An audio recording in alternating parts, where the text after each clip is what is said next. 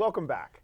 It's time to take a look at another movie with a message with our film guide, Father Robert Lauder, who runs the popular Friday Film Festival at Immaculate Conception Center in Douglaston. This week, a critically acclaimed movie based on a Catholic nun's true life tale that was nominated for 4 Academy Awards. Take it away, Father Lauder. Thanks, guys. Our movie with a message for this week is Dead Man Walking, starring Susan Sarandon, who won an Academy Award for this film. It's a true story. It's based on Sister Helen Prejean, who has really changed the conscience of thousands and thousands of people concerning capital punishment. But in the film, Tim Robbins does something I think is really clever.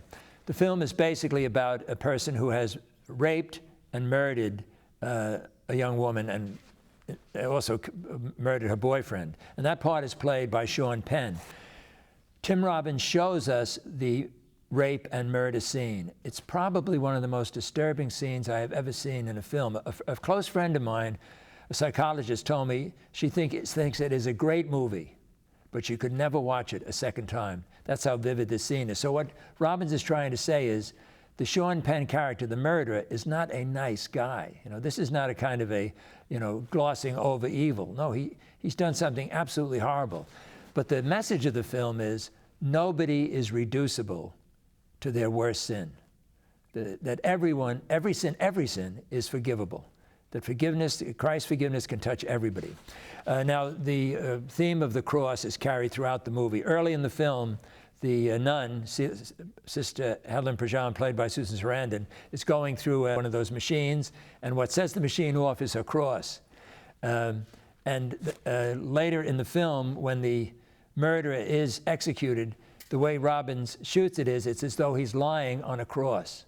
And all through the film, when Sister Helen visits Sean Penn, there's a glass between them.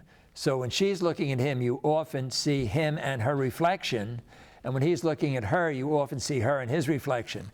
And it's a great visual image for her impact on him. Early in the film, he starts making passes at her.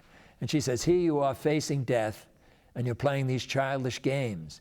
Instead of facing the evil you have done, you've got to take responsibility for this. And he doesn't do it till right near the end. Before he's executed, he apologizes to the parents of the girl he murdered, but he also makes a plea, says, that he doesn't believe in capital punishment. I mentioned that it's a true story. What the screenwriter did was and the screenwriter is Tim Robbins. He took two examples from Sister Helen Prejean's life. The Sean Penn character is based on two characters that she knew. So I think lots of films can affect our conscience. This one is definitely going to raise all sorts of questions about capital punishment. I think the main message is everyone is forgivable.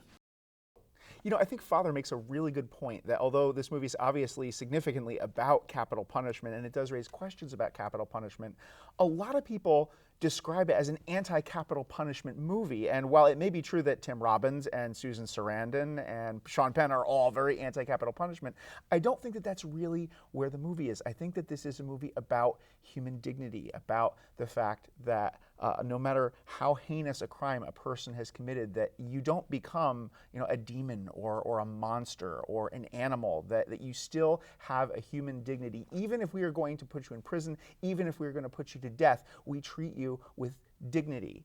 Yeah, this film is really about the value of human life. It's actually the second movie this evening that uses the same quote from the Gospel of John, John 8:32, you shall know the truth and the truth shall set you free, the other film being The Help. And I think this whole film is summarized by that line that Father referenced, which Susan Sarandon actually speaks to the parents of the murdered girl, where she tells them in explaining why she has agreed to be the spiritual advisor to their daughter's murderer, that every person is worth more than their worst act.